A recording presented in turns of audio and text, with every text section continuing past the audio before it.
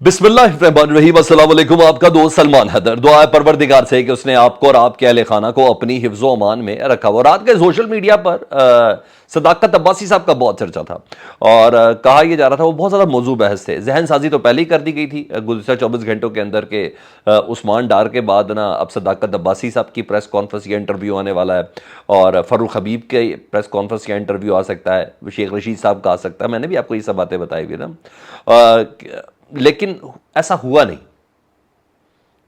जो एक्सपेक्ट किया जा रहा था और ना कोई इंटरव्यू हुआ। फिर वो आएंगे, इमरान खान और पीटीआई के मुझसे मुतल्लिक कुछ बातें करेंगे और उसका इजहार करेंगे, मगर नहीं ऐसा हो सका। रात गए ना इस्लामाबाद के जर्नलिस्ट जो साफ़ी हमारे हजरात दोस्त हैं ना जी, उन्होंने खबर दी कि सदाकत अब्बासी का इंटरव्यू हो गया था और सदाकत अब्बासी का इंटरव्यू लिया है डॉन ने, और डॉन में है आदिल जहांजेब। उनको सदाकत अब्बासी ने इंटरव्यू दिया था और जब इंटरव्यू उन्होंने दे दिया, जिस तरीके से मतलूब है इंटरव्यू, उस तरीके से उन्होंने इंटरव्यू दिया और कहा यह जा रहा है कि वो इंटरव्यू जो था वो ऑन एयर करने से डॉन न्यूज़ जो चैनल है या अखबार है, उनकी इंतज़ामिया ने मना कर दिया। ठीक है जी। और सदाकत अब्बासी ने वो तमाम बातें की जो इससे पहले उस्मान वगैरह कर रहे थे, उस्मान डार ने की थी, वो जिन हालात में थे। और यहाँ तक था कि जब सदाकत अब्बासी डॉन न्यूज़ के स्टूडियो में पहुँचे हैं ना, तो उनकी शर्ट तक उल्टी थी। यानी किस कंडीशन से वो आए थे या किस कंडीशन से उनको भेजा गया था, शर्ट तक उल्टी। यहाँ तक वो साफ़ी हज़रात कह रहे हैं। अच्छा, ऑनर करने से डॉन की इंतज़ामिया ने मना कर दिया। उन्होंने कहा ये अनएथिकल है जी, और ये सियासी पॉइंट स्कोरिंग के लिए या सियासी जमात को दबाने के लिए हमें इस्तेमाल करने की कोशिश की जा रही है, सियासी लोगों को जिस तरीके से कॉम्प्रोमाइज़ करने की, तो हमने अपना मीडिया का प्लेटफॉर्म नहीं देना। इंटरव्यू जहांजेब के साथ हो गया जी, आदिल जहांजेब के साथ, लेकिन उसको ऑनर नहीं किया। और अब ये खबरें चलेंगी कि डॉन क्या डट गया, ये खबरें क्या डॉन डट गया क्या, ये वाली चल रही हैं। क्योंकि इससे पहले तो जिस तरह दुनिया न्यूज़ डटा और जिस तरीके से घर भेजा गया उस्मान डार को, बल्कि उनके अब्बू के घर में, जी हाँ, शाहिद साहब के घर में उनको भेजा गया। और पता नहीं आज कौन कह रहा था कि यार कमाल, बाप भी इतना बड़ा एक्टर था उनका और वो उन्होंने ख़ुद भी फिल्म बनाई हुई है, और लेकिन अच्छी प्रोडक्शन नहीं कर सके उस इंटरव्यू की उस्मान डार की, जिस तरीके से उनको उनके पास उस्मान डार को भेजा गया कि आपने जाके ये बोलना है। तो इसी तरह ही वो था। तो बड़ी हैरान कुन बात है कि बहरहाल डॉन ने उसको ऑनर करने से इनकार किया। अब अफवाहें डॉन के हवाले से तो हैं। मीनवाइल ना सदाकत अब्बासी की ना ज़मानत के भी फ्रेश पेपर सामने आ गए, जो उन्होंने आरे बाज़ार रावलपिंडी का जो मुकदमा उनके ऊपर था ना कि ज़मानत कबल से गिरफ्तारी करा ली जाए, तो उन्होंने कल ज़मानत भी करवाई है सदाकत अब्बासी ने। वो खुद पहुँचे थे कि नहीं पहुँचे थे, बहरहाल उनकी ज़मानत हुई है। तो कहा होगा ना कि भाई ये ना मैं इंटरव्यू दूँ, तुम गायब कर लो। क्योंकि मेरे पास ये भी खबरें हैं कि वो नहीं आ सके अभी तक, उस्मान डार अभी तक अपने घर नहीं पहुँचे अपनी वालदा और भाई के पास। मेरे पास ये भी खबरें हैं ना, तो ये ना हो। तो बहरहाल उन्होंने कहा पहले ज़मानत कराओ, देखो ऐसा ना करना। हालांकि बेचारे मासूम हैं, क्या होता है। दूसरी कमाल स्ट्रेटजी पाकिस्तान तहरीक इंसाफ ने रखी है सर, वेरी मच इम्प्रेसिव। क्योंकि ना ये मैं मूवीज़ वगैरह में तो देखता था, पाकिस्तान तहरीक इंसाफ की क़यादत ये कर रही है और पहली पहली बारी हो रहा है सबको जो भी हो रहा है पाकिस्तान में। फिरदौस शमीम नकवी साहब ने रात को एक वीडियो जारी कर दी थी।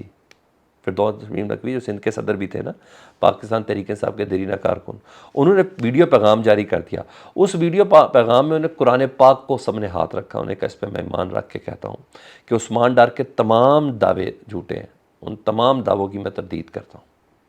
ठीक है जी, जो उनसे कहलवाया गया। कुरान पे हाथ रखकर उन्होंने कहा उस्मान डार की पुरतशद्दुद होने वाली, कि पार्टी के अंदर कोई पुरतशद्दुद था, कानून में हाथ लेने की इमरान खान की तरफ से किसी किस्म की हिदायत की गई थी, या सिक्योरिटी इदारों पर हमला करने के हवाले से किसी किस्म की हिदायत की थी, या कोई प्लानिंग हुई थी, कहीं इसमें से एक बात भी दुरुस्त नहीं है। दूसरा, इन्होंने कुरान पे हाथ रख के कहा कि ये मेरी पहली वीडियो है, मैं पहले दिन से और आखिरी दिन से 26 साल से पाकिस्तान तहरीक इंसाफ के साथ था और रहूँगा, यही मेरी एक वीडियो है। अगर आने वाले दिनों में आपके सामने मेरी कोई वीडियो आई, मैं स्ट्रेटेजी की इम्प्रेसिव कह रहा हूँ, अगर आने वाले दिनों में मेरी कोई दूसरी वीडियो आई जिसमें मैं इस स्टेटमेंट से हट के कुछ बोल रहा हूँ, तो आप समझ लीजिएगा मेरी कुछ मजबूरियाँ होंगी। वो मजबूरियाँ क्या होंगी, कहते मैं ये कुछ नहीं बता सकता, वो मजबूरियाँ कोई और हो सकती है। मेरी कोई वीडियो गलत वलत नहीं बनी हुई किसी के पास कि जिसके वजह से मैं ब्लैकमेल होऊंगा। मैं बहुत सीधी सादी ज़िंदगी गुजारी है। तो अगर मैंने आने वाले दिनों में कोई दूसरी मेरी वीडियो आप देख लें तो आप समझ लीजिएगा कि मैं इस वक्त किसी मजबूरी के तहत बोल रहा हूँ। असल मेरी वीडियो ये है जो ये जारी हुई है। Sir it means a lot. काश उस्मान डार को भी ये मौका मिला होता, मगर मैं आपको इतना बता दूँ, अब ये सब करेंगे, अब ये सब करेंगे। और फ़र्रुख हबीब के पास अगर टाइम हुआ तो वो कर डालेंगे, अदरवाइज़ हमाद अज़हर तो कल कर गए और अब ये फिर दौर शमीम नकवी ने भी कर दिया। तो उन्होंने कहा मेरा लीडर सच्चा और ईमानदार है इमरान खान साहब बोला, और दिलेर और बहादुर आदमी है। उन्होंने कहा इन बातों के अलावा अगर मैं कोई वीडियो दूँ तो समझ लीजिएगा उसमें मेरी कोई मजबूरी है। इवन फ़ारूक हबीब के भाई ने भी, अब इससे पहले कि फ़ारूक हबीब की प्रेस कॉन्फ्रेंस या कोई इंटरव्यू आ जाए, फ़ारूक हबीब के भाई ने भी ना अपने भाई की बाजियाबी का मुतालबा किया है कि मेरा भाई गुमशुदा है।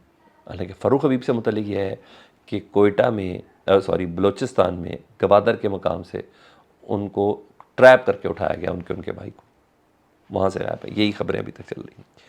अच्छा, दूसरी आज शहबाज शरीफ साहब ने 3 बजे का अहम तरीन प्रेस कॉन्फ्रेंस बुलाई है जी, और ज़ाहिर बात है गुज़िश्ता 2 दिन पहले जो हुआ है उनके साथ अपने हल्के में डेफिनेटली उसका काउंटर भी करना होगा, उसका असर तासुर भी ज़रा ज़ायल करना होगा।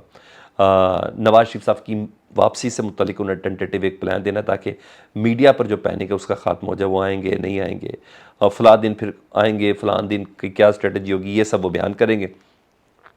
दूसरा, नवाज शरीफ साहब के हवाले से ये खबर दी जा रही है, ये होगा नहीं होगा मैं आपको बता दूँ, चीन तो इसमें नहीं है। कहा है कि वो आने से पहले ना ज़ाहिर बयानिया तो कोई देना उन्होंने, अब जारी बात है पहले तो अल्लाह के नाम पे सबको माफ़ करना उन्होंने और अपना सारा मामला भी अल्लाह के ऊपर छोड़ देने हैं, किसी से बदला भी उन्होंने नहीं लेना। तो फिर उन्होंने क्या करना है आके, तो एक बयानिया बनाना। तो बयानिया बनाने के लिए कहा जा रहा है कि वापसी पर वो 4 ममालिक का दौरा करेंगे।